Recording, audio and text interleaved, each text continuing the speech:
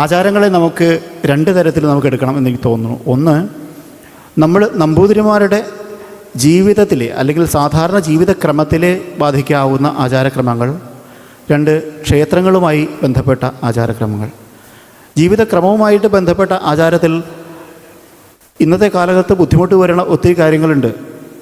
ഇപ്പോൾ സ്ത്രീകളുമായി ബന്ധപ്പെട്ട കാര്യം പറഞ്ഞാൽ എത്ര ശതമാനം ആളുകൾ ഇന്ന് മാറിയിരിക്കാൻ പറ്റുന്നുണ്ട് എന്ന് ചോദിച്ചാൽ അത് പ്രായോഗികമാണോ അല്ലയോ പറയേണ്ടി വരും. കാരണം പലയിടത്തും നടക്കുന്നില്ല. പക്ഷേ നമ്മുടെ ആചാരത്തിൽ ഇത് കഴിഞ്ഞാൽ അല്ലെങ്കിൽ ഇങ്ങനെ ഒരു സമയത്ത് അവർ മാറിയിരിക്കണം, അവർ വേറെ ആരെയും തൊടാൻ പാടില്ല, തൊട്ടാൽ അവർ അല്ലെങ്കിൽ ക്ഷേത്രത്തിൽ പോകാൻ പാടില്ല. ആ പെൺകുട്ടികൾ പോകാതിരിക്കുക എന്നുള്ളതല്ല പ്രശ്നം, ബാക്കിയുള്ളവർക്ക് പോകാൻ പാടില്ല എന്നാണ്. പഴയ കാലത്തൊക്കെ ആണെങ്കിൽ അവരെ തൊടാതെ കുളിക്കാതിരിക്കാൻ പറ്റില്ല.